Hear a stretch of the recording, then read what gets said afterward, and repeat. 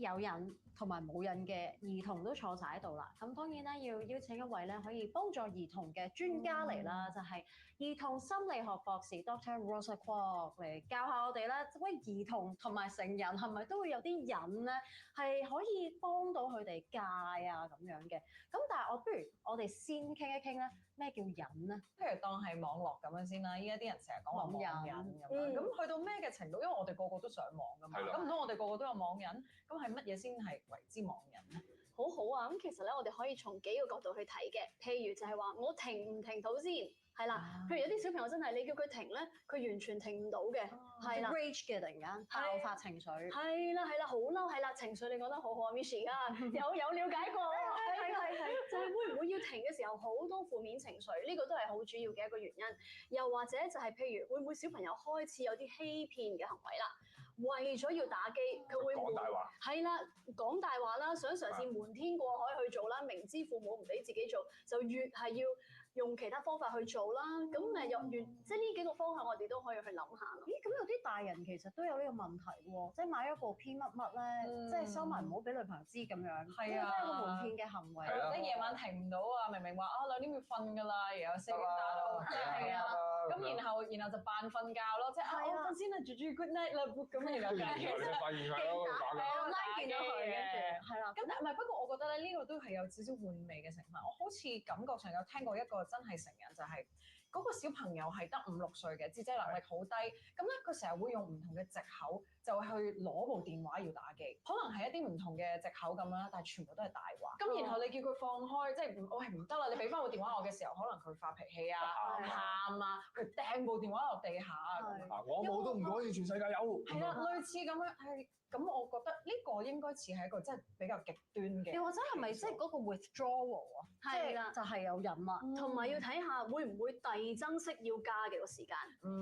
即係譬如我一開始平時同爸爸媽媽講過嘅，我哋淨係每日玩30分鐘啫，但係冇幾耐咧，其實已經30分鐘已經俾唔到滿足啦，要去到45分鐘啊，去到1小時啊，慢慢你見到佢必須要係遞增式咁樣加個時間，先至有同等嘅滿足感，咁呢度咧其實都開始有少少係不受控。咁有冇一個限數咁樣？其實我哋好主要講就係睇下會唔會影響到小朋友嘅日常生活社交啦，唔食飯啦開始，係啦，廢寢忘餐啊，打機打到喂啲 friend 叫到啦，要即刻打啦咁樣。如果去到呢個程度咧，家長就真係要注意下。咁我諗呢度都已經有少少關於到底邊一類嘅小朋友更加容易會打機成癮咧？想知道，因為有冇樣睇㗎？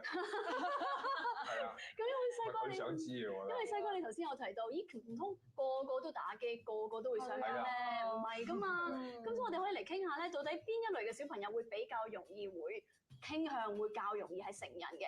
嗱，第一就係譬如如果嗰個小朋友好似頭先南哥所講啦，就係話咧嗰個小朋友可能比較容易有 aggressive 啲嘅，比較容易攻擊性啲嘅，係啦，或者嗰個小朋友比較內向啲啦，唔係好識得同人社交啦，係啦，有焦慮症嘅小朋友啦，比較容易憂鬱嘅小朋友啦，呢個仲有好緊要，好多人忽略咗。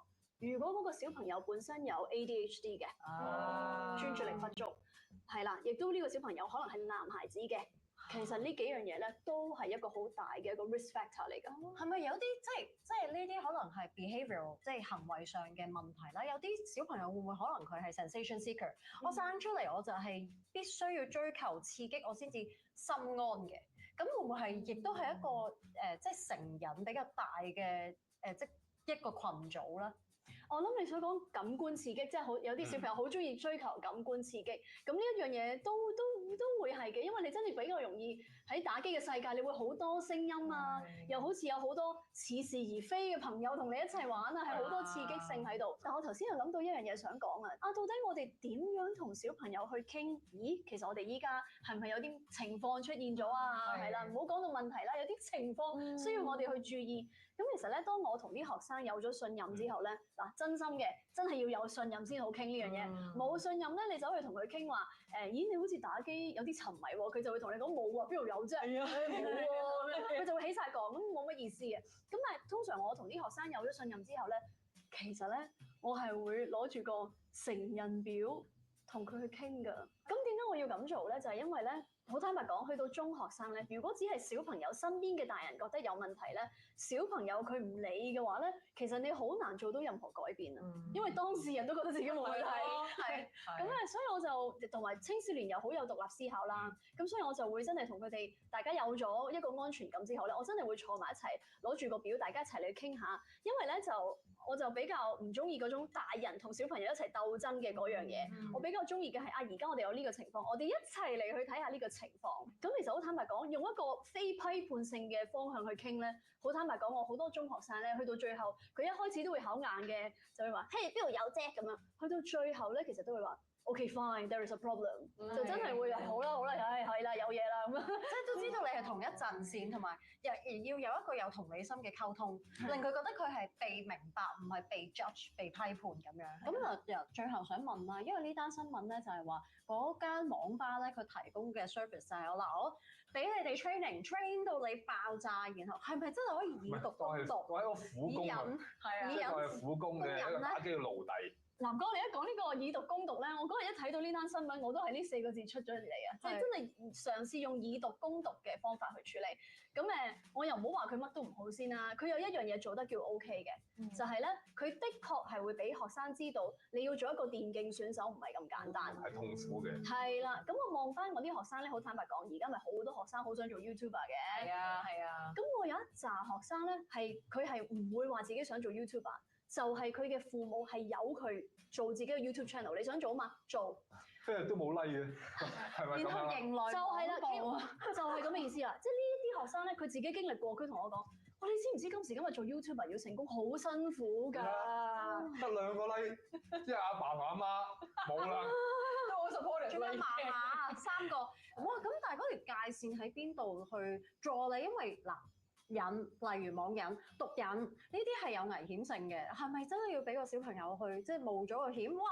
真係好大鑊啦！然後佢自己去我洗心革面啦咁樣，個危險點樣保障咧？其實，嗱，我哋頭先就講到話好嗰樣嘢就係頭先嗰個可以話佢算係冇咁做得咁錯嘅嘢，就係俾嗰個小朋友知道，其實你要做一個電競選手係冇咁容易啦。付出係，但係其實佢好多嘢咧都做得冇咁好嘅，包括喺單新聞度，你會見到佢會話好多，我冇記錯嘅，好似80%係有一個 burn out 嘅狀態，係厭惡咗，係啦，係啊，做苦工咁樣變咗係。係啦，咁其實呢個都係另一個 trauma 嚟嘅喎，即係你用 trauma 去攻 trauma 咁樣，冇乜意思嘅喎，咁又要揾你啦，跟住嗰個，同埋去到最後第二就係始終真係冇解決到底蘊成癮嗰個問題啊，即係佢始終冇解決到。咦，你嘅小朋友會唔會係其實社交上佢有啲問題？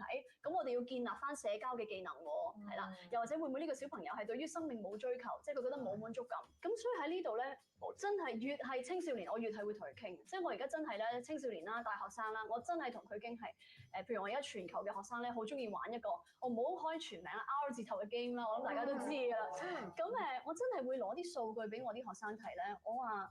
你知唔知點解佢會令到你好似停唔到？因為幾好玩。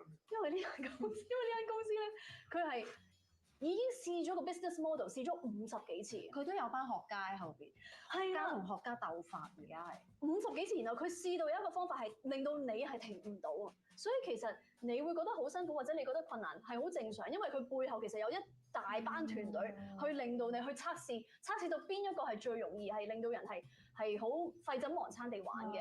咁但係呢一個教育嘅過程都有用咯，即係我哋叫 psycho education， 即係俾佢知其實背後嘅成件事係點樣樣。我估唔到我哋今日一個冰山係其實講到一個好深嘅有一個大嘅山係。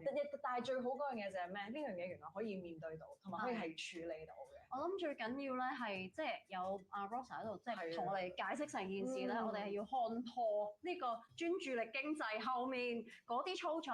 咁相信咧，即係大家嗱，你如果 give into 你嘅癮咧，你就係成為一個白老鼠㗎啦。所以我哋咧，大家一齊努力去衝破呢個白老鼠嘅身份，OK？好，大家都加油啦！亦都唔該晒 Dr. Rosa Kwok。唔該你。